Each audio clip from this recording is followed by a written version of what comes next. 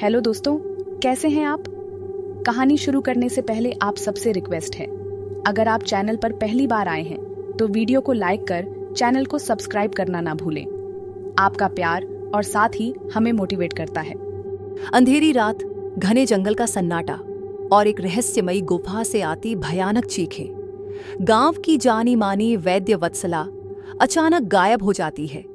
उसके घर की दीवारों पर खून से बने अजीबोगरीब निशान और एक चिट्ठी जिसमें सिर्फ एक नाम लिखा है, अपराजिता। कौन थी अपराजिता? क्या वह एक तांत्रिक थी या किसी शैतानी ताकत का शिकार? वत्सला के गायब होने के पीछे छिपा है एक ऐसा राज जिसे जानकर आपके रोंगटे खड़े हो जाएंगे। ये कहानी है डर, तंत्र मंत्र और शैतानी ताकतों से जूझती एक स्त्री की। वत्सला और अपराजिता, तैयार हो जाइए एक ऐसी यात्रा के लिए जो आपको नींद से दूर कर देगी। गांव के पुराने पीपल के पेड़ के नीचे एक अजीब सी खामोशी पसरी हुई थी। अंधेरा इतना घना था कि जैसे किसी ने पूरी रात को काले पर्दे में छिपा दिया हो। पास के तालाब से आती झिंगुरों की आवाजें माहौल को और भी डरावना बना रही थीं। वत्सला, गांव की जानी मानी वैद्य, उस रात अचानक अपने घर से गायब हो गई थी। उसके घर के दरवाजे पर खून से लिखा एक शब्द मिला, अपराजिता। गांव में अफवाहें फैलने लगीं कि वत्सला किसी शैतानी ताकत की चपेट में आ गई है। कुछ लोग कहते कि उन्होंने रात में उसे जंगल की तरफ जाते देखा और उसके पीछे एक काले साए को मंडराते हुए महसूस किया। वहीं वत्सला के पुराने दुश्मनों का मानना था कि यह उसके पापों का फल है। अगली सुबह वत्सला का घर खाली मिला, लेकिन उसके कमरे की दीवार पर अजीबोगरीब निशान बने हुए थे, जैसे किसी ने अपने नाखूनों से गहरी खरोंचें खींची हों। खिड़की के पास एक बुरी तरह फटी हुई चिट्ठी मिली। उस चिट्ठी पर लिखा था, अपराजिता को बुलाओ वरना गांव को तबाह कर दूंगा। तुमने जो किया है उसकी कीमत चुकानी पड़ेगी। वत्सला को बचपन से ही जड़ी बूटियों और तंत्र मंत्र का गहरा ज्ञान था। उसकी माँ अपराजिता एक मशहूर तांत्रिक थीं। कहते हैं उन्होंने कई बार लोगों को भूत प्रेत और शैतानी ताकतों से बचाया था, लेकिन एक घटना ऐसी हुई जिसने अपराजिता की जान ले ली।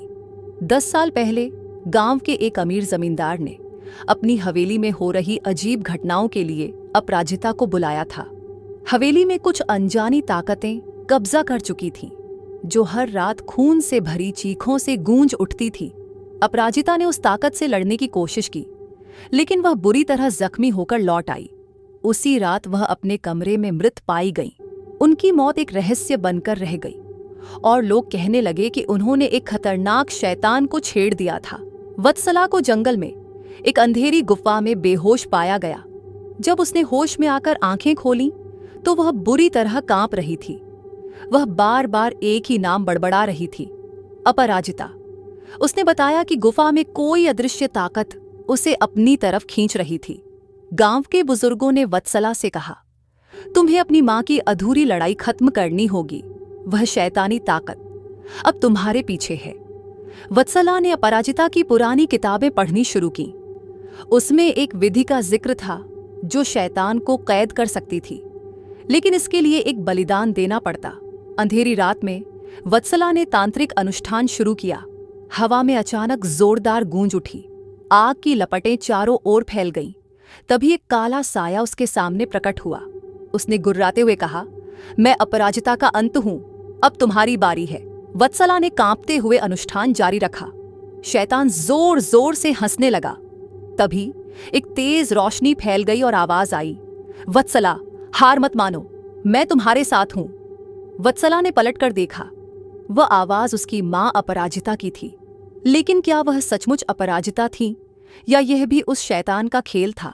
अगली सुबह गांव वाले जब उस गुफा के पास पहुंचे तो वहां सिर्फ राख और एक किताब पड़ी थी, अपराजिता का शाप। वत्सला कहीं नहीं थी, लेकिन गांव में शैतानी घटनाएं बंद हो गईं। क्या वत्सला ने शैतान को हराया या वह खुद शैतान का हिस्सा बन गई? ये रहस्य आज भी गांव में गूंजता है।